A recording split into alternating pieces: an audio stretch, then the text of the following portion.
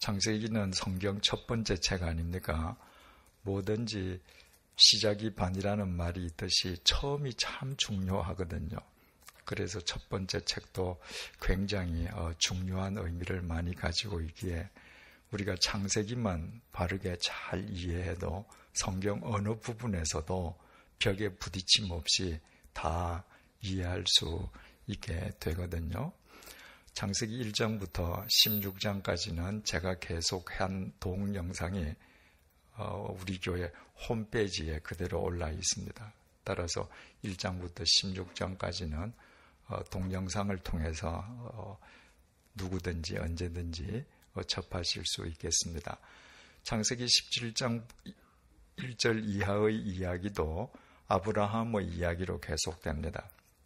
따라서 창세기 17장 1절 이후의 이야기를 제대로 이해하기 위해서는 그 이전 이야기를 한번 우리가 간략하게 정리할 필요가 있습니다. 우리 창세기 12장을 한번 보실까요?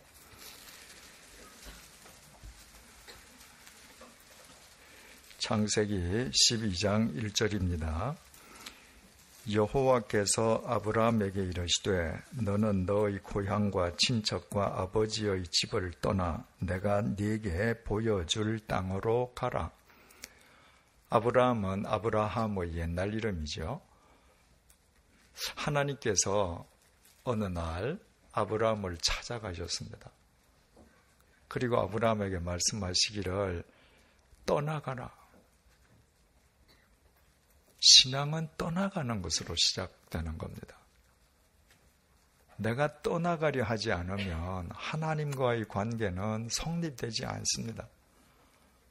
그러면 뭘 떠나는가? 어디에서 떠나는가? 하나님께서 아브라함에게 명령하시기를 너는 너의 고향, 친척, 아버지 집을 떠나가라. 고향, 친척, 아버지 집이 어떤 곳입니까? 나를 도와주는 사람이 있는 곳입니다. 내가 언제든지 도움을 요청할 수 있는 사람들이 있는 곳입니다. 지연, 학연, 혈연으로 얽혀져 있어서 내가 이 세상에서 살아가기에 어떤 의미에서는 가장 안전한 곳입니다. 거기를 떠나라는 것입니다. 네가 지금 믿고 있는 곳, 네가 지금 의지하는 것, 그거 놓지 않으면 하나님하고 관계는 형성 안 된다는 것입니다. 떠나는 것으로부터 믿음이 시작되는데 어디로 떠나라고 하시는가? 1절을 다시 보십시다. 여호와께서 아브라함에게 이르시되 너는 너의 고향과 친척과 아버지의 집을 떠나 내가 네게 보여줄 땅으로 가라. 보여줄 땅으로. 내가 너한테 보여준 땅이 아닙니다. 아브라함아, 너 어제 꿈에 다 봤지? 적과 꿀이 흐르지? 거리로 가라. 아니면 내가 내일 아침에 너 일어나면 너 눈으로 분명히 보도록 내 다 보여줄게. 그거 보고 가거라. 그게 아닙니다. 내가 보여줄 땅으로 가라. 못 보고 가는 것입니다. 많은 사람들이 확인하고 가겠다는 거예요. 보고 가겠다는 것입니다. 보고 가겠다, 확인하고 가겠다. 그건 믿음이 아니죠. 거기에는 믿음이 필요 없습니다. 보고 가겠다, 확인하고 가겠다는 데에는 계산만 있을 뿐입니다. 내가 보고 확인하고 이해 타산이 맞으면 가는 거예요. 내가 보고 확인하고서도 안 가겠다면 무슨 얘기입니까? 이해 타산이 안 맞는다는 거예요. 못 가겠다는 것입니다. 그것은 절대로 믿음이 아닙니다. 믿음은 눈에 보이는 것을 믿는 것이 아니라 보이지 않는 하나님을 믿는 것 아닙니까? 그 하나님에게 나의 미래를 의탁하는 것 아닙니까? 하나님 안 보이죠? 미래 안 보이죠? 안 보이는 세상을 우리는 보고 믿고 가는 것입니다. 아브라함아, 내가 너에게 보여줄 땅으로 가라. 보지 못하고 가기 때문에 계산이 없습니다. 거기에는. 보지 못하고 가기 때문에 내가 가서 쪽박을 찰 수도 있습니다. 세상적으로 철저하게 망할 수 있습니다. 그 잘 나가던 바울이 하나님 믿고 예수 그리스도 안에서 소명받고 세상적으로 쪽박 차지 않았습니까? 유대교인으로 남아 있었으면 정말 출세하고 떵떵거리고 잘 살았을 텐데 이 세상에서 참수형을 당해 죽을 때까지 그는 경제적으로 쪽박차고 잘 살았습니다.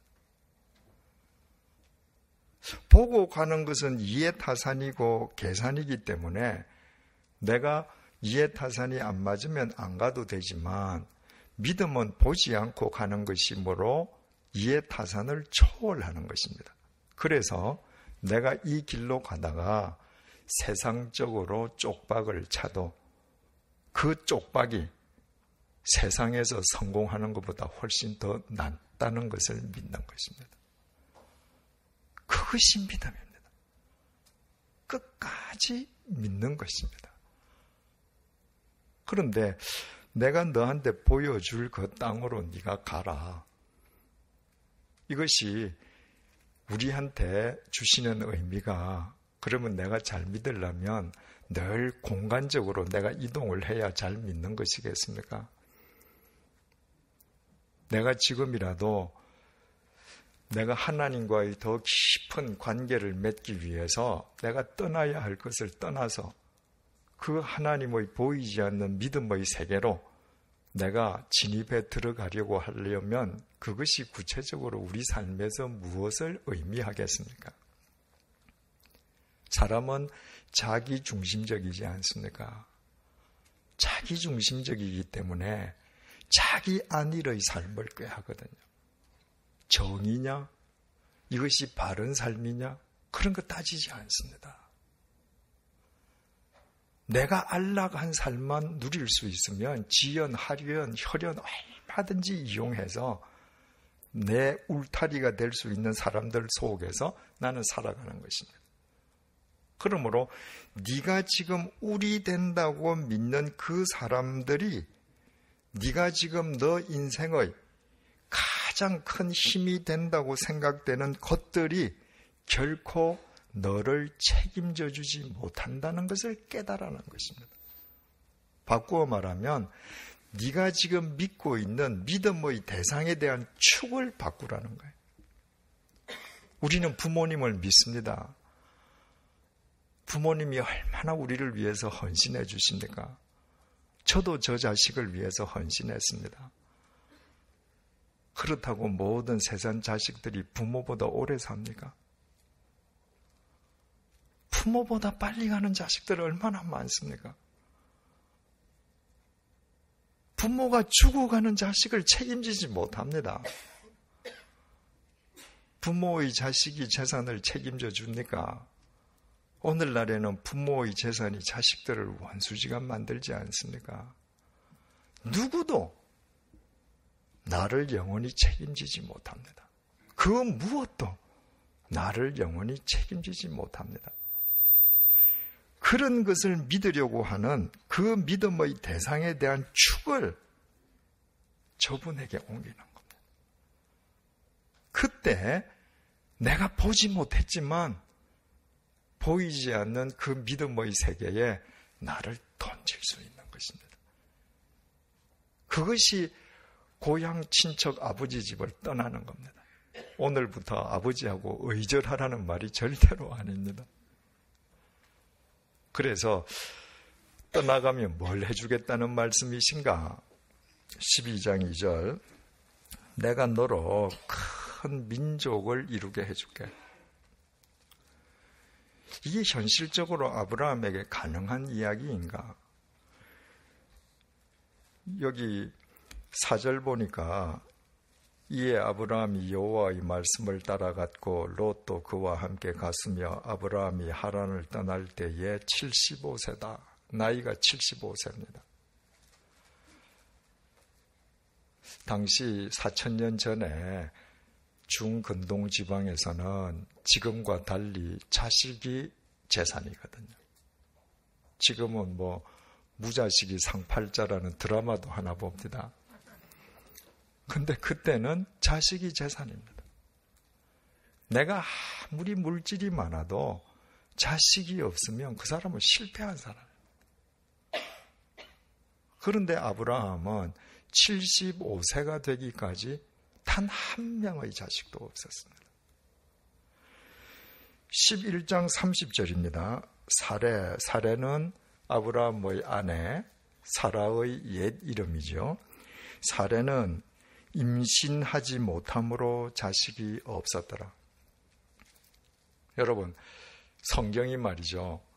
아브라함의 처 사레는 그때까지 아이를 갖지 못했다. 이게 아닙니다.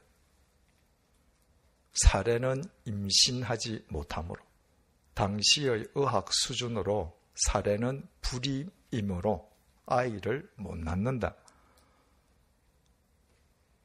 4000년 전에 무슨 의학 기술이 대단했겠냐? 그렇지 않습니다, 여러분.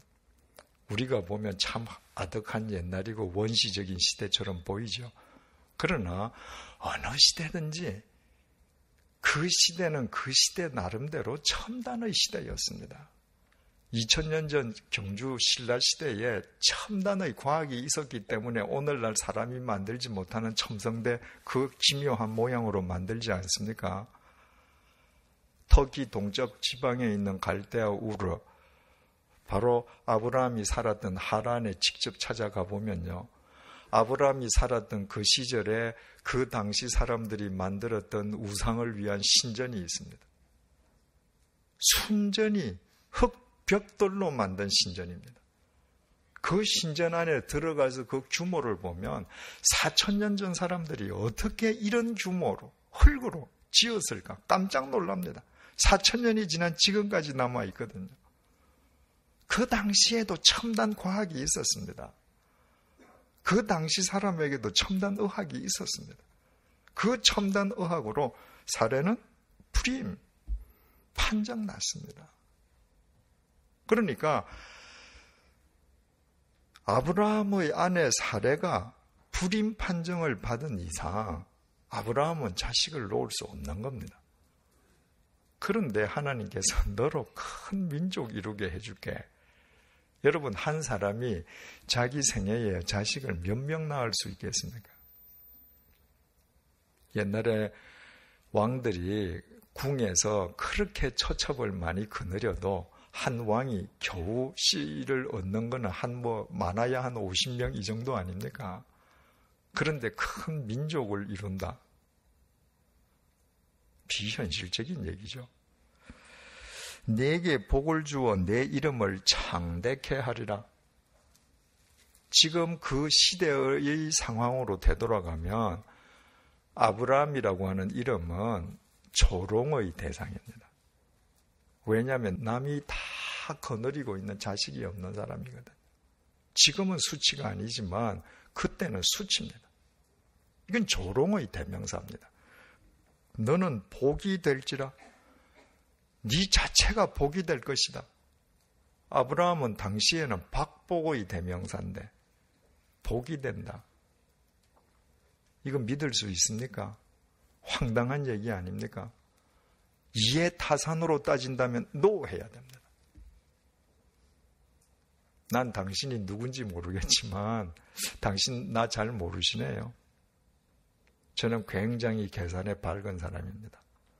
나는 그런 허황된 소리에 현혹당하지 않습니다. 가서 딴 데 가서 알아보십시오. 3절에 너를 축복하는 자에게는 내가 복을 내리고 너를 저주하는 자에게는 내가 저주하리니 땅의 모든 족속이 너로 말미암아 복을 얻을 것이라 하신지라.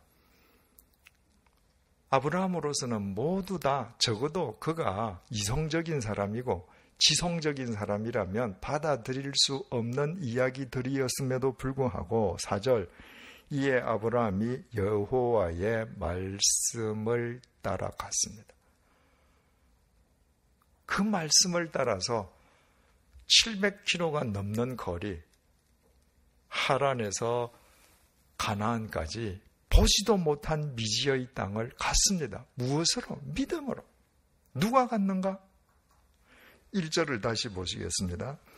여호와께서 아브라함에게 이르시되 너는 너의 고향과 친척과 아버지의 집을 떠나 네가 네게로 보여줄 땅으로 가라. 가라 명령형이지 않습니까? 가령 두 사람이 앉아서 얘야 가라. 주어가 필요 없죠. 내가 가라 하면 너니까, 딴 사람이 없으니까. 지금 하나님하고 아브라함 둘밖에 안 계시잖아요. 그 아브라함을 보고 하나님께서 가라. 그러면 너 가라는 말이에요. 너라는 2인칭입니다. 너에 관한 한 네 스스로 가라. 믿음은 내가 스스로 가는 것입니다. 아브라함에게 하나님께서 아브라함아 내가 보여줄 땅으로 가라. 그랬더니 아브라함이 자기 집 제일 신뢰할 만한 종을 불러다가 야, 네 가보고 와라. 그러지 않았습니다. 여보, 당신 가보고 오시오. 그러지 않았습니다. 하나님의 명령은 내가 너보고 가라고 명령하는 한 너의 믿음에 관한 한 네 스스로가 가야 한다. 그래서 4절에서 아브라함은 스스로 가난 것입니다. 여러분, 내 부모가 잘 믿으셨다고 저절로 내가 믿음의 사람이 되는 것 아닙니다. 내가 믿음 좋은 사람이 다니는 교회의 공동체 속에 속해서 함께 신앙생활을 한다고 해서 저절로 좋은 믿음의 소유자가 되는 것 절대로 아닙니다. 믿음은 철저하게 개인적입니다. 내가 믿어야 합니다.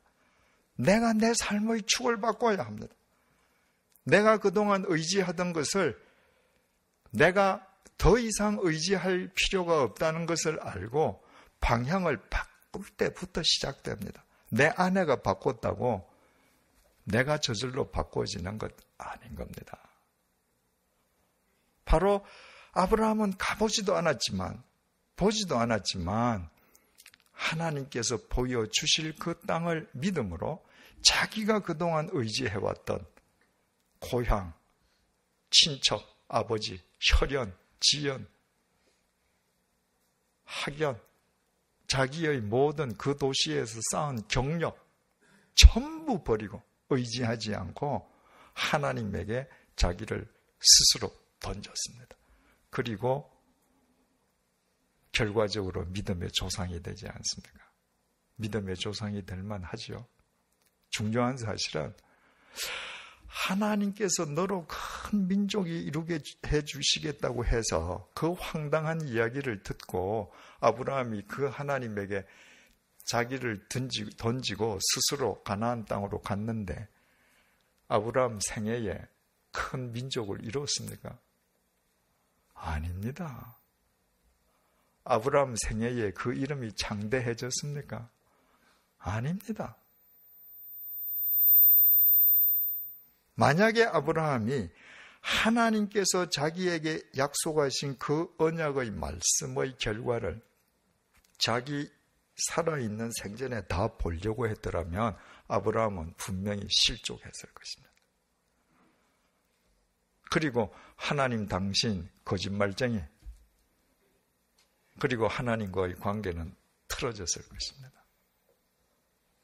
자기 생애에 뒤에 가서 보시겠습니다만은 적자 1명,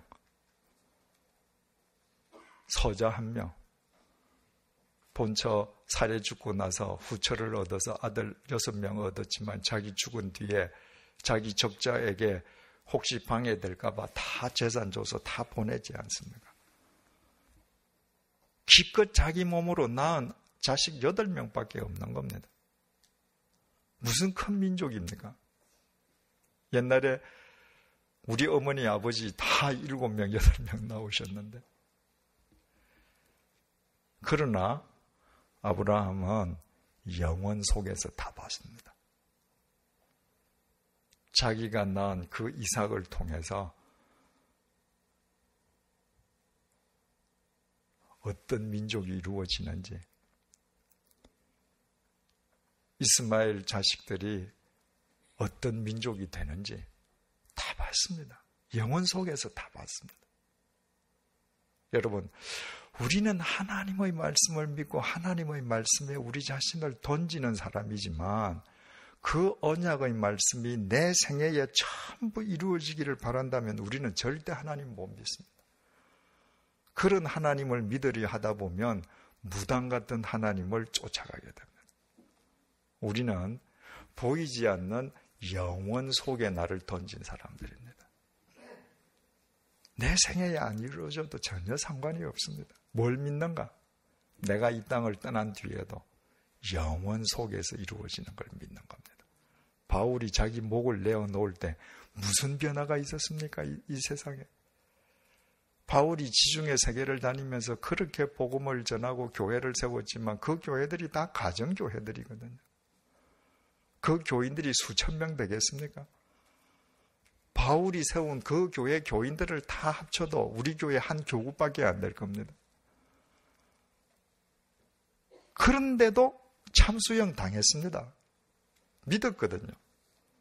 믿음은 보이지 않는 것을 보는 것이니까. 그리고 그가 참수형을 당하고 나서 300년이 지나서 로마 제국이 뒤집어지지 않습니까? 하나님 나라에서 보는 것이죠. 아브라함이 그 하나님을 믿고 가나안에 갔습니다. 가나안에 여러 어려운 과정도 있었지만 잘 정착을 했습니다. 창세기 15장 1절 한번 보실까요? 이후에 여호와의 말씀이 환상 중에 아브라함에게 임하여 이르시되 아브라함아 두려워하지 말라. 나는 네 방패요 너의 지극히 큰 상급이니라. 여기에서도 하나님께서는 나는 이라는 주어를 사용하셨습니다. 강조하시는 것이죠. 아브라함아 나는 네 방패야. 하나님이 방패시라면 도대체 누가 그 방패를 뚫겠습니까? 아브라함아 나는 네 상급이야. 사카르라고 하는 히브리 말은 대가라는 뜻입니다. 대가. 여러분 한평생 열심히 사시고 나서 여러분에게 어떤 대가가 주어지기를 원합니까? 수위에는 주머니가 없지 않습니까? 세상 거 아무것도 못 가져갑니다. 내가 세상 것 가져갈 수 있으면 수위에 도장 넣는 주머니, 통장 넣는 주머니, 주렁주렁 주머니가 달릴 겁니다. 내가 일평생 살고 나서 하나님께서 내 삶의 대가가 되어주신다. 그보다 더 큰 대가가 있겠습니까? 그런데 지금 아브라함이 왜 가나안 땅에 와 있습니까? 아무 연고 없는 미지의 땅에 왜 와 있습니까? 아브라함이 하나님의 말씀을 믿었기 때문입니다. 그 말씀에 자기를 던졌기 때문에 약속의 땅 가나안에 있는 것입니다. 그러므로 그 아브라함을 앞에 놓으시고 아브라함아 내가 네 방패야. 이 얘기는 무슨 이야기냐 하면 아브라함아 네가 내 약속의 말씀을 믿고 나를 따라오는데 누구도 네 인생을 방해하지 못하게 내가 방패되어 줄게. 네가 내 말, 언약의 말을 믿고 나를 따르는 한 내 자신이 천지를 창조한 내가 네 인생의 대가가 되어줄게. 바꾸어 말하면 그 하나님이 로고스 말씀이시지 않습니까? 네가 믿는 그 말씀이 나이므로 반드시 네 삶 속에서 그 언약의 결실이 이루어지도록 내가 책임져 주겠다는 것입니다. 왜 하나님께서 아브라함에게 이런 말씀을 갑자기 하시겠습니까? 아브라함의 속마음을 들여다보시고 아셨기 때문입니다. 어떤 속마음을? 2절입니다. 아브라함이 이르되 주 여호와여 무엇을 내게 주시려 하나이까? 나는 자식이 없사오니 나의 상속자는 이 다메섹 사람 엘리에셀이니이다. 아브라함이 또 이르되 주께서 내게 씨를 주지 아니하셨으니 내 집에서 길린 자가 내 상속자가 될 것이니이다. 바로 하나님 앞에서 아브라함이 자기 마음을 쏟아내었습니다. 하나님께서는 이미 그 아브라함 마음을 보고 계시는 것이죠. 하나님, 큰 민족을 이루신다는 약속의 말씀에 의거해서 제가 왔는데 저에게는 아직 자식이 없습니다. 그러므로 우리 집의 청지기 집사 엘리에셀, 제가 신뢰하는 이 엘리에셀을 제가 양자로 삼으려고 합니다. 흔히 우리가 창세기를 볼 때 이 부분에서 아브라함을 믿음 없는 행위라고 우리는 생각하기가 쉽습니다. 그런데 이것은 믿음 없는 행위가 아니고 당시 아브라함의 마음, 믿음의 수준에서 하나님을 믿었기에 이런 생각을 하는 것입니다. 하나님께서 분명히 뭔가 나를 통해서 내 상속자를 세우시고 역사를 이루어 가신다고 하셨는데 난 자식이 없어. 그러면 그 하나님의 뜻이 이루어질 수 있도록 내가 할 수 있는 일이 뭘까? 그래, 양자 드리는 거야. 왜? 이것은 4,000년 전에 중근동 지방의 아주 자연스러운 관습이었거든. 자식이 없는 사람은 자기 집에 충실한 종을 양자로 세웠습니다. 그러면 그 양자를 세우면 그 양자는 친자식과 똑같은 상속인이 되는 것입니다. 그러니까 아브라함은 믿음이 없는 것이 아니라 하나님의 말씀을 믿었기 때문에 자기의 삶 속에서 하나님의 말씀이 이루어질 수 있도록 응답하고자 하는 마음이 그런 생각을 갖게 했던 것이죠. 아브라함의 문제는 뭐였는가? 하나님을 믿긴 믿는데 하나님의 말씀을 세상의 관습으로 이루어지게 하려고 했다. 인위적인 방법으로 이루려고 했다. 그것이 아브라함의 잘못이었습니다. 그러나 이것은 하나님을 믿는 모든 사람들이 믿음이 성숙해가는 과정에서 범하는 동일한 잘못입니다. 그래서 하나님께서는 아브라함을 탓하시지 않았습니다. 그 아브라함의 중심을 보시는 것이죠. 그래서 아브라함아, 내가 네 방패야. 내가 네 상급이야. 이 말은 내가 너한테 큰 민족으로 이루어 주겠다고 했으면 그런 인위적인 방법이 아니에요. 내 방법으로 그 말씀이 이루어지도록 내가 방패가 되고 내가 반드시 상급이 되어주마. 그러시면서 하나님께서 4절에서 이렇게 말씀하십니다. 여호와의 말씀이 그에게 임하여 이르시되 그 사람이 내 상속자가 아니라 내 몸에서 날 자가 내 상속자가 되리라. 아브라함아, 양자 데려다 놓고 양자를 상속자로 세우는 거, 내가 그런 거 하려고 너를 부른 거 아니다. 네 몸에서 난 씨, 네 피를 이어받은 네 혈통, 그 사람이 네 상속자다. 그랬더니 그러시면서 5절, 그를 이끌고 밖으로 나가 이르시되 하늘을 우러러 뭇 별을 셀 수 있나 보라. 또 그에게 이르시되 내 자손이 이와 같으리라. 아브라함이 여호와를 믿으니 여호와께서 이를 그의 의로 여기시고. 그러니까 아브라함은 하나님의 뜻을 세상의 관습으로 이루어드리려던 자기의 생각을 즉각 접었습니다. 자기 몸을 통해서 하나님의 약속이 이루어질 수 있다는 것을 믿음으로 받아들였습니다. 그 믿음을 하나님께서 의롭다고 인정해 주셨던 것입니다. 또 세월이 흘렀습니다. 16장 1절 보시겠습니다. 이때는 언제냐 하면 아브라함이 나이가 85세 됩니다. 그러니까 가나안 땅으로 이주한 지 10년째가 될 때입니다. 10년째가 되고 나니까 아브라함의 아내 사레의 생각이 달라졌습니다. 1절, 아브라함의 아내 사레는 출산하지 못하였고 그에게 한 여종이 있으니 애굽 사람이요 이름은 하갈이라. 사레가 아브라함에게 이르되 여호와께서 내 출산을 허락하지 아니하셨으니 원하건대 내 여종에게 들어가라. 내가 혹 그로 말미암아 자녀를 얻을까 하노라 하매 아브라함이 사레의 말을 들으니라. 아브라함의 아내 사레가 남편한테 여보, 내 몸종 하갈 있지 않습니까? 그 여종을 당신에게 씨바지로 줄 테니까 당신 씨를 하나 받으십시다. 그랬더니 아브라함이 그렇게 했다는 거예요. 이것도 대부분의 경우에 아브라함과 사레의 믿음 없는 행동으로 받아들입니다. 그거 아니죠. 사레는 모든 거 다 알고 있습니다. 하나님께서 남편에게 주신 약속을 압니다. 남편이 하나님의 뜻을 이루기 위해서 양아들을 세우려고 하셨을 때 아니다. 네 몸에서 나는 씨라야 한다. 그런데 사레 자기는 어떤 사람입니까?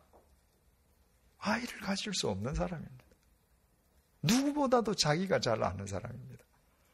그리고 세월이 10년 흘러갑니다.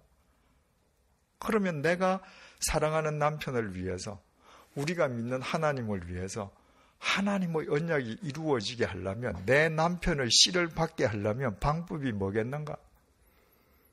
사례는 씨바지를 남편에게 넣어주는 걸 생각하는 겁니다. 왜? 이것도 4,000년 전 중근동지방에서 아주 자연스러운 일이었습니다. 당시의 모든 종은 소유물이었습니다. 주인의 소유물이에요. 종이 자식을 낳으면 종이 주인의 소유물이기 때문에 종의 자식도 저절로 주인 소유물인 것입니다. 그 자식 중에 한 명을 내 양아들로 그냥 받아들이면 내 양아들이 되는데, 이 종이 내 남편과 동침을 해서 남편의 아이를 낳으면 남편의 씨가 나오지 않습니까? 하나님이 말씀하신 아브라함의 씨 이루어진다고 사라는 믿었던 것입니다.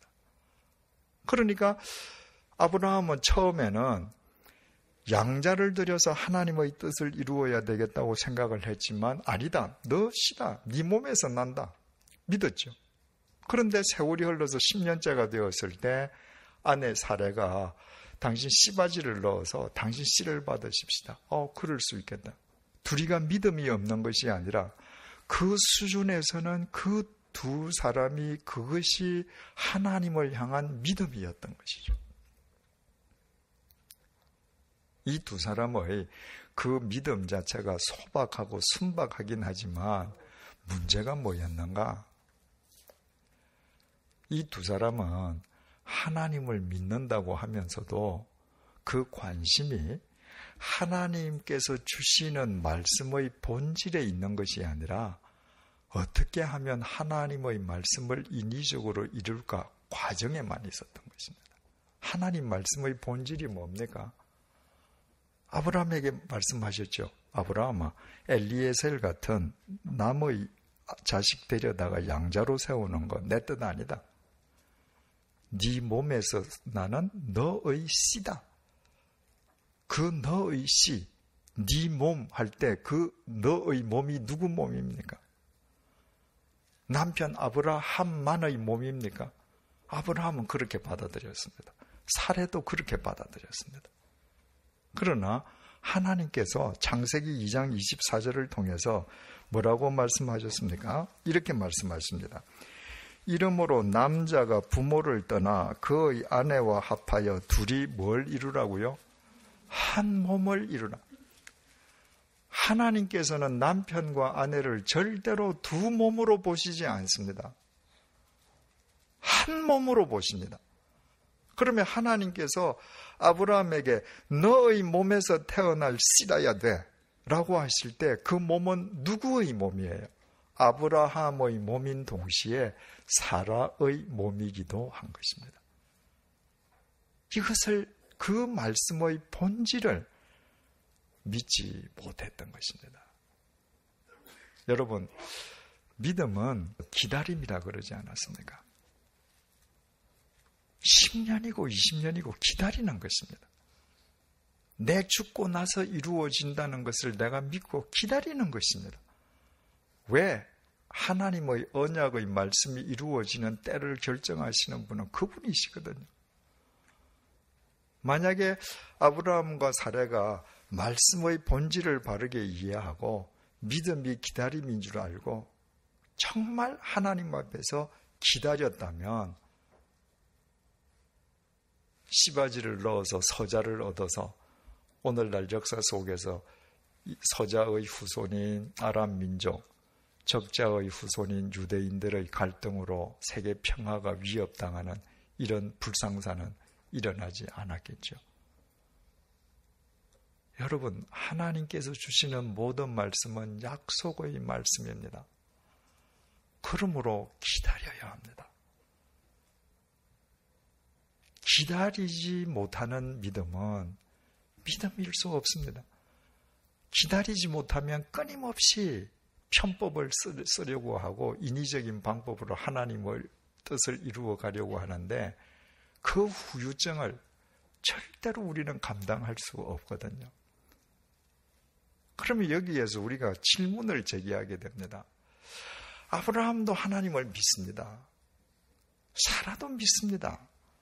하나님의 말씀을 믿기 때문에 그 하나님의 말씀을 이루기 위해서 양자를 드릴 생각도 하고 그 하나님의 말씀을 이루기 위해서 남편에게 씨바지를 주어서 남편의 씨를 받기도 합니다. 다 믿기 때문에 그런 실수를 했는데 하나님을 믿는다라고 하면서도 궁극적으로 뭘 믿지 못했기 때문일까? 우리가 하나님을 믿는다라고 하면서도 궁극적으로 뭘 믿지 못하면 우리가 살아있는 동안에 계속 이런 실수만 반복하다가 인생을 끝낼 수밖에 없게 되는가? 이게 중요하지 않습니까? 오늘 본문 1절입니다. 17장 1절입니다. 아브라함이 99세 때에 드디어 아브라함의 나이가 99세입니다. 바로 그 위에 16장 16절 보니까 하갈이 아브라함에게 이스마엘을 낳았을 때에 아브라함이 86세였더라. 그러니까 85세 때 아내 사레가 씨바지를 아브라함에게 넣어줘서 1년 후에 서자를 얻었으니까 86세 때 얻었죠. 그러니까 서자를 얻은 지 13년째 되는 해, 그리고 가나안으로 이주한 지 24년째 되는 해입니다. 그 해에 99세 때에 여호와께서 아브라함에게 나타나서 공표하십시다. 창세기 12장 1절에서도 하나님께서 먼저 아브라함에게 나타나셔서 말씀하심으로 아브라함의 인생이 새롭게 시작됩니다. 창세기 15장에서도 하나님께서 먼저 나타나셔서 나는 너의 방패요 지극히 큰 상급이라고 말씀하십니다. 또 하나님께서 또 나타나셨습니다. 우리 하나님은 우리가 찾아가는 하나님이 아닙니다. 우리를 찾아오시는 하나님이십니다. 혹 여러분들 예전에 창세기 공부할 때 참여하셨던 분들은 기억하시는지 모르겠습니다만은 창세기에서 하나님을 표현할 때 엘로힘, 우리말로 번역하면 하나님이죠. 하나님이라고 하나님을 부르기도 하고 그 하나님을 여호와라고 부르기도 합니다. 창세기에서 하나님을 엘로힘으로 표기할 때는 하나님의 능력을 강조하려 할 때, 여호와로 표기할 때는 하나님의 약속을 강조할 때, 하나님의 약속 그리고 반드시 그 약속을 이루시는 하나님을 강조할 때 여호와라고 씁니다. 그런데 아브라함의 99세 때에 여호와께서 아브라함에게 다시 나타나셨습니다. 하나님께서 우리에게 나타나시는데 그냥 한번 나타나 보신다, 아무 의미 없죠. 여기에서 나타나신다라고 하는 이 단어가 히브리 말로 라아라고 기록이 되어 있는데 주목하다, 관찰하신다는 뜻입니다. 단순히 나타나시는 것이 아니라 하나님께서는 쭉 아브라함을 주목하고 관찰하고 계셨던 것입니다. 그리고 이 라아라고 하는 것은 당사자의 의지를 강조하는 단어입니다. 하나님께서 의지를 가지시고 아브라함을 관찰하시는 것입니다. 뭘 해주시려고? 당신의 약속을 이루어 주시려고. 하나님께서 먼저 주신 약속이거든요. 사람과 사람 사이의 약속도 약속을 한 사람이 의지를 갖지 않으면 어떤 약속이든 못 지킵니다. 약속한 사람이 의지를 다해야 약속은 이행되는 것입니다. 하나님도 마찬가지입니다. 하나님께서 우리에게 언약을 주실 때에는 당신의 의지를 다해서 지키십니다. 지금 아브라함과 사레가 하나님을 믿는다고는 하는데 궁극적인 것 한 가지를 믿지 못한 미숙한 상태에 빠져 있는 그들을 의지를 다해서 보시고 그들의 삶 속에서 하나님의 약속의 말씀이 이루어질 수 있는 그릇으로 그들을 만들어 주시기 위해서 주목하시고 다시 그들에게 현현하신 것입니다. 그리고 말씀하셨습니다. 그에게 이르시되 나는 전능한 하나님이다. 나는 여기에 주어가 또 있습니다. 아브라함의 심정 속에 전능하신 하나님을 각인시켜 주시기 위함인 것입니다. 이 전능한 하나님이 히브리 말로 엘 샤다이라고 기록되어 있는데 엘은 하나님을 뜻하는 히브리 말이고 샤다이는 전능자이신 동시에 충분자라는 뜻이라고 했습니다. 지금 이 당시에 아브라함과 이 사레의 그 상황이 어떤 상황인가? 5절 보십시다. 이제 후로는 네 이름을 아브라함이라 하지 아니하고 아브라함이라 하리니 이는 내가 너를 여러 민족의 아버지가 되게 함이니라. 99세 때에 아브라함에게 다시 나타나신 하나님께서 너로 여러 민족의 아버지가 되게 한다. 네 몸에서 난 씨가 여러 민족을 이룰 것이다. 이 말 아닙니까? 그리고 그 씨는 씨바지 몸에서 나오는 씨가 아니다. 15절 16절입니다. 하나님이 또 아브라함에게 이르시되 네 아내 사레는 이름을 사레라 하지 말고 사라라 하라.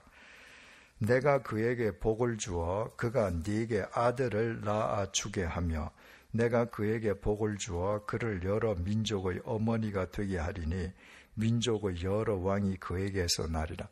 씨바지의 몸에서 나오는 아브라함 너의 씨가 아니라 네 처, 네 아내 사레의 몸에서 낳는 네 씨다. 하나님께서 전능하신 전능자, 충분자 하나님께서 이렇게 말씀하셨습니다. 그랬더니 17절 보십시다. 아브라함이 엎드려 웃으며 마음속으로 이르되 백수된 사람이 어찌 자식을 낳을까? 사라는 90세니 어찌 출산하리요? 지금 99세니까 1년 후에 아이를 낳으면 아브라함 자기는 100세, 아브라함하고 사라 나이 차이는 10살, 그러니까 아내는 90세. 아니, 우리 나이에 무슨 아이를 낳을 수 있을까? 18장 11절 아브라함과 사라는 나이가 많아 늙었고 사라에게는 여성의 생리가 끊어졌더라. 사라는 본래 아이를 가질 수 없었던 여자인데다가 생리마저 이미 끊어져 버렸습니다. 지금 하나님께서 그들에게 나타나셔서 내가 전능자, 충분자야. 이게 무슨 말씀하시고자 하는 겁니까? 아브라함아, 너 나이 많지? 너 아직도 네 아내와의 사이에서 아이 한 명도 없지? 그런데 나는 너와 네 아내의 몸에서 네 씨가 나오게 할 능력을 충분히 가진 엘샤다이야. 사라야, 너 생리가 끊어졌지? 세상에서는 안 된다. 그런데 나는 네 몸에서 아브라함의 씨가 잉태되게 할 능력을 가진 충분자야. 너희들 지금 99세가 되었는데 자식 한 명 없지? 그런데도 그 자식의 후손들이 큰 민족을 이룰 수 있을 정도로 나는 능력이 충분한 하나님이야. 아브라함과 사라가 지금까지 뭘 못 믿은 것입니까? 하나님의 전능하심, 하나님 능력의 충분하심을 못 믿었던 겁니다. 여러분이 하나님을 믿는다면서도 이 엘샤다이를 못 믿으면 16장까지의 아브라함 사라처럼 살다 끝납니다. 전능하신 하나님을 믿을 때에만 내 인생을 하나님께 맡기고도 세상적인 인위적인 방법이 아니라 그분의 뜻이 내게 이루어질 그릇으로 나를 가꾸어 가게 되는 것입니다. 그리고 때가 될 때 그분의 뜻이 이루어지는 것입니다. 하나님께서 아브라함에게 말씀하셨습니다. 아브라함이 99세 때에 여호와께서 아브라함에게 나타나서 그에게 이르시되 나는 전능한 하나님이라. 너는 내 앞에서 행하여 완전하라. 너는 내 앞에서 행하여 완전하라. 아브라함이 하나님 앞에서 행하면, 행하라는 말은 걸어가라는 말이거든요. 행하면 하나님은 뒤에 계시고 백그라운드 되시는 거 아닙니까? 그런데 네 내 앞에서 걸어가, 내가 너 백그라운드 되어줄게. 이건 단순한 하나님의 선포거나 시적 표현이거나 하나님의 수사가 아닙니다. 하나님의 얼굴, 이 얘기가 뭡니까? 내가 내 눈으로 너 보고 있다. 내가 내 눈으로 네가 넘어지면 잡아준다.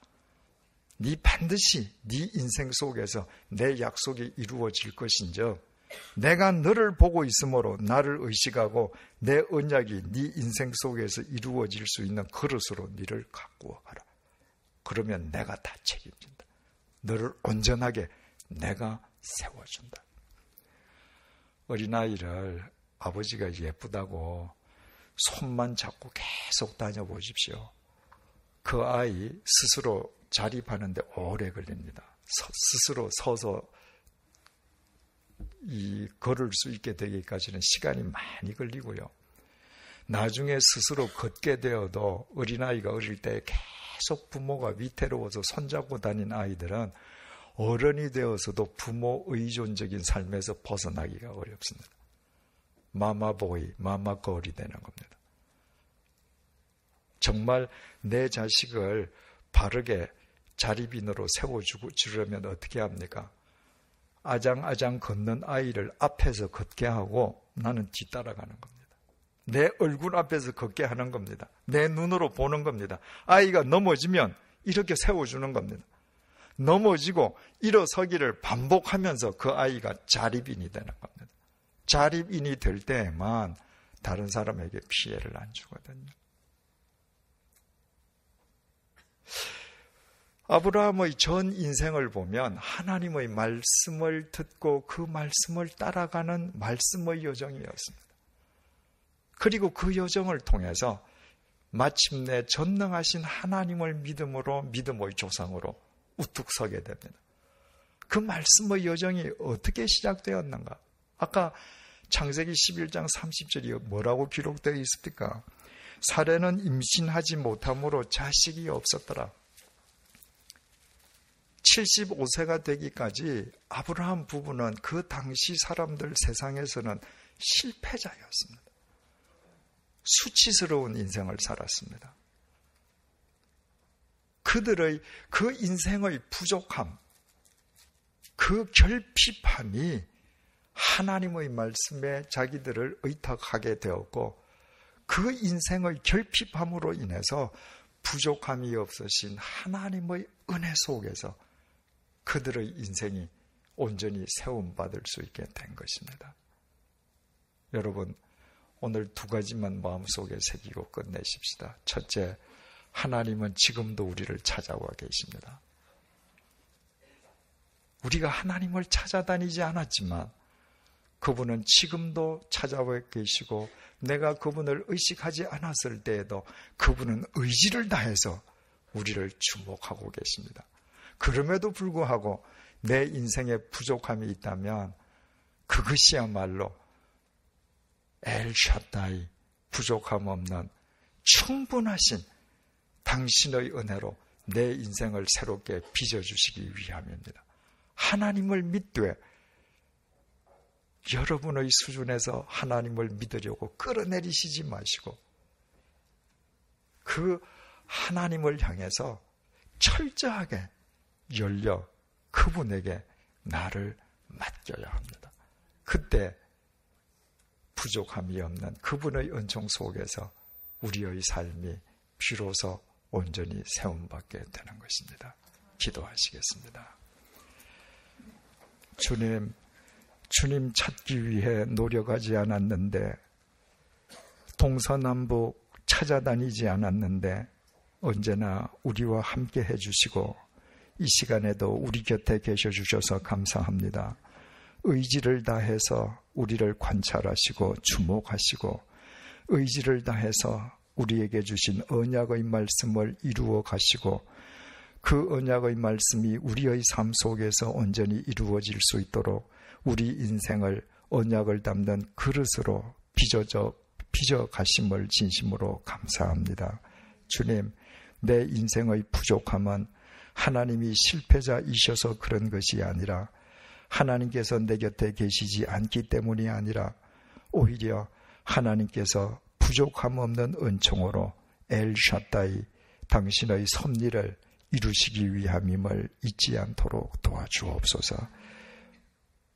아브라함이 보지 않고 보여주실 땅으로 말씀을 쫓아갔던 것처럼 전능자이자 충분자이신 하나님께 우리 인생을 온전히 의탁하게 도와주옵소서.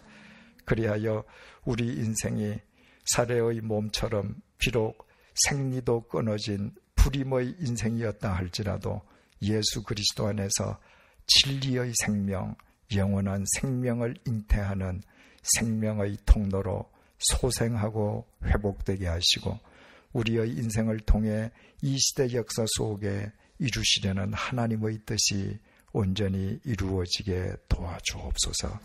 예수님의 이름으로 기도드립니다. 아멘.